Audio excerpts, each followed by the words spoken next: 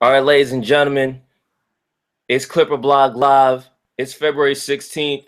There are no NBA games tonight. There are no NBA games last night. There aren't going to be any NBA games tomorrow night. So, of course, we bring Andrew Hahn back for CBL. Man, this might be the first time all season we had you, isn't it? Yeah, I'm pretty sure it's the first time this season. It's definitely the first time this year. I'm trying to think when the last time I was on. Maybe like playoffs last year, maybe just before the playoffs. Actually, I remember the last time you was on, since you don't remember, is basically when the season was over and we had to write a post-mortem for this team. That's right. That's right. So of course, there ain't no game, so that's the only time Andrew Hunt comes on. But yo, Andrew, we gotta talk about really the state of the team at this point in the season. I mean, we're not even talking about the fact that the team plays the two best teams in the league really in the decade almost. Like, we're not talking about that. What are we talking about? Let's see.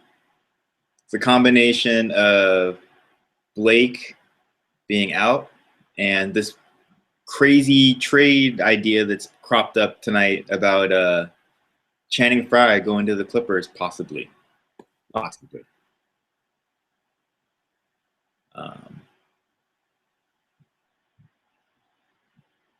What's going on here? I think you froze, Law. You back? Yep, I'm back. I don't even know how that happened, but it's almost like how the heck is we're about to have Shannon Frye in LA. Like, tell me what the point of that is. I don't. Okay. I imagine that the team line of trading for Channing and Frye would be he's a big who's a solid post defender who can shoot threes, historically is a good three-point shooter, and you can play him with DJ, you can play him with Blake, and with Blake being out the number of games that he's been out now, the Clippers have seen what it's like to have a credible three-point shooter out there in the 4 spot, which Paul Pierce or Wes Johnson have largely been playing. And when Chris Paul runs that pick and pop with Pierce or Wes, guys don't know where to go, and Paul, Wes Johnson, they're wide open beyond the line, and they can shoot all day if they want to. Theoretically, that would be Channing Frye. The real talk answer, though, would be like, is this Byron Mullins 3.0? Is this Spencer Hawes 2.0? Is he going to play and then not be very good? Because people don't realize this, but Channing Frye hasn't been very good this year in Orlando. I'm pretty sure he's out of the rotation, shooting like sub 30% from the three-point line. And everyone thinks that, oh, change of scenery is going to fix whatever the problem with Channing Frye is, except, like, I don't think anyone would deny Doc has not had a good history with the Clippers in terms of, like, turning guys' seasons or careers around.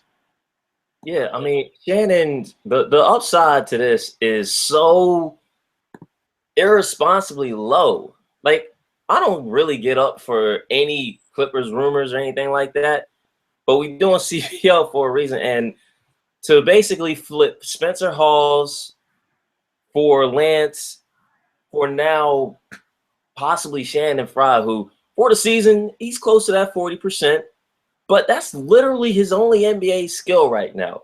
Like, Shannon is 6'11", shooting threes, and I'm not sure he's a better rebounder than Wes right now. Right. That's the crazy thing. I'm not sure that he's going to offer any interior defense, and you already know that he's a liability on the perimeter if you're pairing him with DJ. And, oh, man, I mean, Shannon, he's a good dude. It's not like he needs a intangibles renaissance. If your nickname is Buffet of Goodness, then you're probably a good dude. But here's the counter argument, Law. And here's a real counter argument. If Doc is not going to play Lance, for whatever reason, let's not dwell on whatever the reasons Lance isn't playing. If Doc isn't going to play him, aren't the Clippers better off turning that salary slot and that roster spot into someone that Doc will play, regardless of how that would turn out? I think so. And the reality is, you can tell me, since you were at practice today, even though Blake's hand looks a little better, there's no guarantee that we're going to see Blake before April. That's number one. Right. Number two, the team already flipped Josh Smith, okay, for nothing. The flip is kind because they got nothing back. So exactly. I shouldn't say flip. Like if it was a flip, then it was like a penny. All right. And then you got Josh Ayers or Jeff Ayers, who is not under contract right now. Right. I mean, if they sign him again, that's the rest of the season. Right. And so, someone's not going to play. But with the roster the way it is, with Paul starting, getting every other game off or so, Wes coming off the bench, even though you don't have Lance. See, my thing with Lance is Austin Rivers is also out. Right. And so you're relying heavily on a Pablo Prigioni, Jamal Crawford lineup. And afterward, cast injuries have happened with Jamal the last 2 years. I'm not feeling leaving the team weak on the wings. You're starting Luke Bahamute for crying out loud.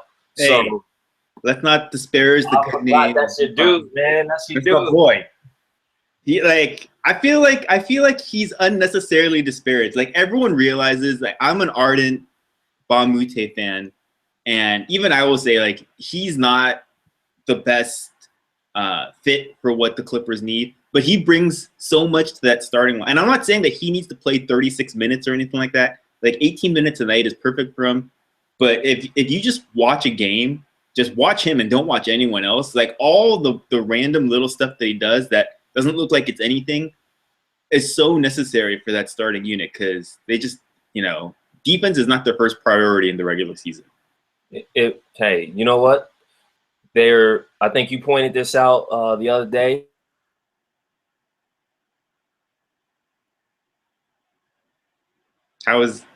This is unbelievable. You're going to say something nice about me, and then it cuts out just like that. Yeah, see, this is the sign that we're nearing the end of our already truncated program. I'm telling you, this is why. See, Andrew knows this. This is a little inside basketball for y'all. I told Andrew, yo, let's see if we can do this tonight, but like this might just have to happen again tomorrow. No guarantees, but y'all got us now. Look, bottom line, man, there's a lot going on with a 35-18 team. You got 2 games this week against, again, 2 of the best teams that we've seen at least. Shoot. I guess the last 20 years, these are the 2 best teams at this point in the season, right? Probably. Yeah, there's very little debate on that. Let's even set that stuff aside. Like, all right, let's set it aside. Do you think this team could win a title?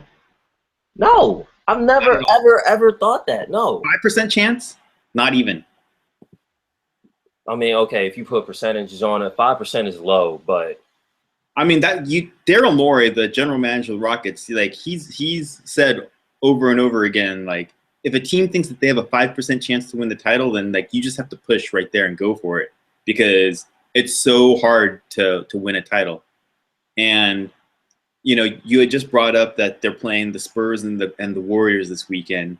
2 teams that they've played well against, even though they haven't gotten the dubs this year. Yeah, I think if you made the argument that the Clippers played the Spurs and Warriors the best of any teams this season, like you wouldn't get a lot of arguments against it. A lot of people say like, yeah, they probably played them the best.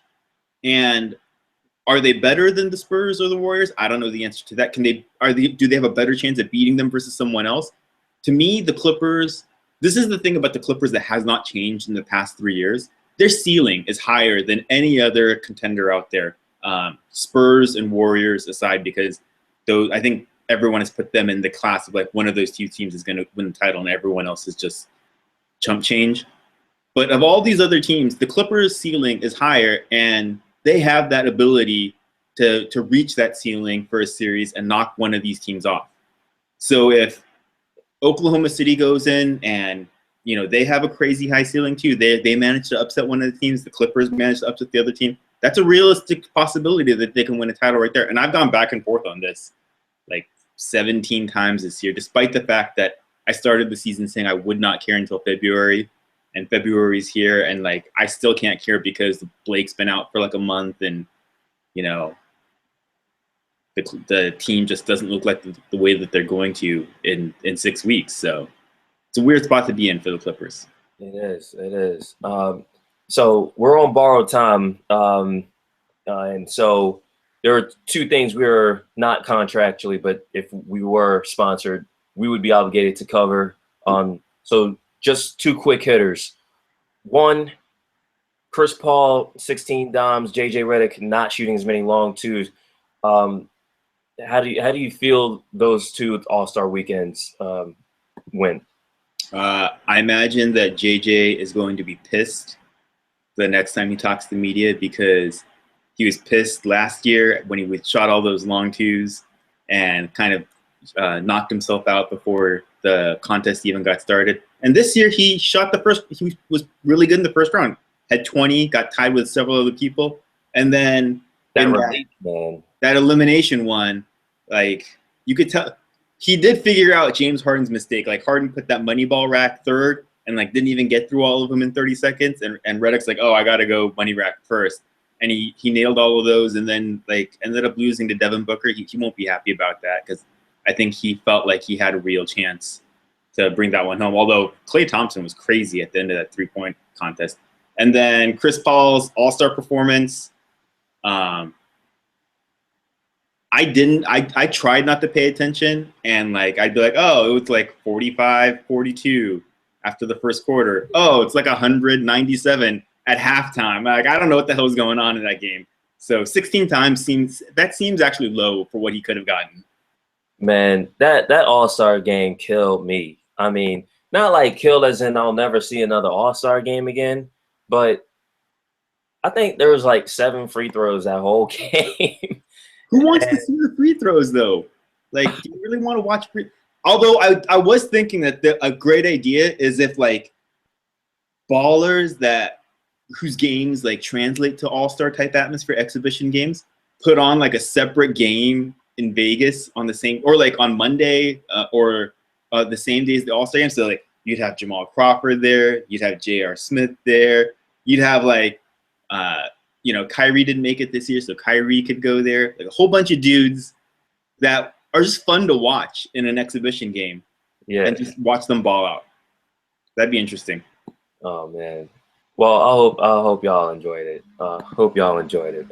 The other thing is, and we'll pretty much end with this. You was at practice today. Yeah. And you know, you got to hear Doc and Blake Griffin address the media. So what were your general takeaways from what those two had to say, in a sense, shooting down trade rumors and trying to move on from the first half of an uneven season? Very well scripted is how I would characterize it. Like Doc Rivers is a man that is always on point, and I feel like always knows what he's saying and what he isn't saying, which is why I hold all of it at arm's distance, just because, you know, he's very nice and he speaks very cordially to everyone.